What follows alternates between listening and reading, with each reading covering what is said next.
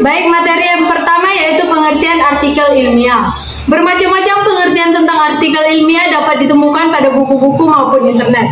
Artikel ilmiah adalah karya tulis yang berisi kumpulan gagasan, ide, dan hasil pemikiran berdasarkan hasil penelitian, pengamatan, kajian, dan evaluasi yang disajikan secara terstruktur sesuai metode ilmiah sehingga isinya dapat dipertanggungjawabkan secara ilmiah.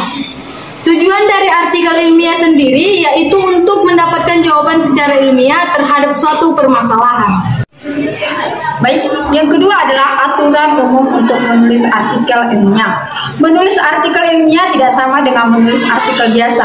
Di dalam penulisan artikel ilmiah tentunya terdapat kaidah-kaidah yang berlaku, yang mana kaidah-kaidah tersebut dapat dijadikan sebagai pedoman dalam penulisan karya ilmiah yang baik dan benar. Kaidah-kaidah tersebut dibuat agar terjadi penyelarasan dalam penulisan artikel ilmiah, sehingga penulisan artikel ilmiah mudah dipahami oleh penguji dengan sifat yang seragam. Menulis artikel ilmiah harus mempunyai sajian yang mudah untuk dipahami. Yang ketiga adalah pentingnya menulis dan mempublikasikan artikel ilmiah. Menulis suatu artikel ilmiah termasuk hal yang lumrah dilakukan oleh para akademisi untuk berbagai tujuan.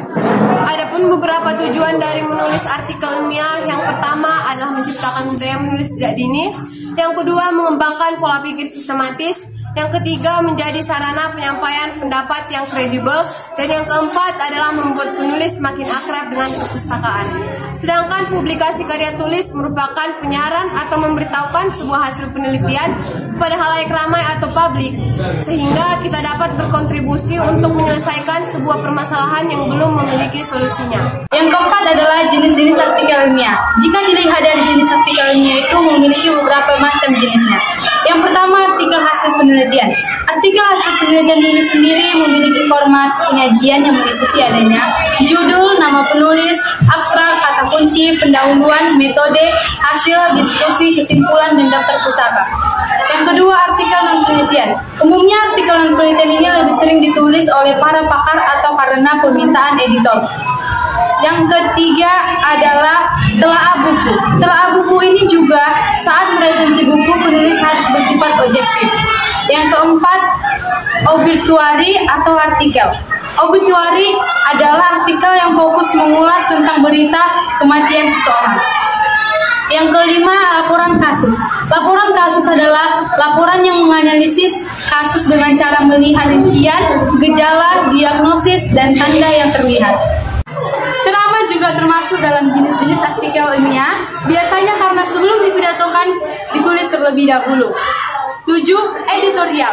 Editorial berisi pendapat atau pandangan redaksi terhadap peristiwa tertentu yang bersifat faktual dan sedang hangat diperbicarakan. Yang kelima, manfaat dan pentingnya melakukan penelitian. Penelitian umumnya bertujuan untuk menemukan ilmu yang baru, mengembangkan pengetahuan yang sudah ada, dan yang terakhir untuk menguji pengetahuan yang ada. Adapun manfaat melakukan penelitian sebagai berikut. Yang pertama, mengembangkan keterampilan analisis dan pemikiran kritis. Umumnya, dalam setiap penelitian, para peneliti akan mendapatkan ilmu dan pengalaman baru dalam proses analisis. Selain itu, para peneliti akan semakin mudah untuk berpikir secara kritis. Dan yang kedua, menambah jumlah ilmu pengetahuan dan perspektif baru. Setiap hasil penelitian yang dipublikasi akan berkontribusi terhadap penambahan jumlah ilmu pengetahuan terkini. Tidak jarang hasil sebuah penelitian juga turut memberikan perspektif baru dalam menyelesaikan permasalahan lama. Yang ketiga, mengubah cara kita hidup. Penelitian di dalam segala bidang dapat menambah wawasan yang mengubah cara hidup kita. Umumnya, hal ini mengarah pada perkembangan teknologi baru.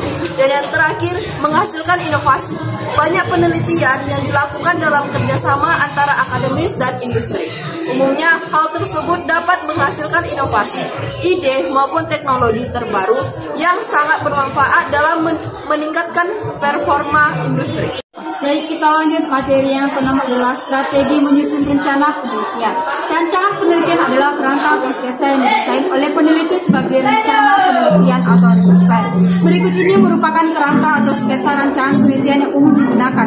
Yang pertama adalah judul penelitian. Judul merupakan representasi paling singkat dari keseluruhan substansi penelitian. Yang kedua adalah rumusan masalah. Rumusan masalah adalah kasus yang ingin diteliti dalam menyusun rumusan masalah.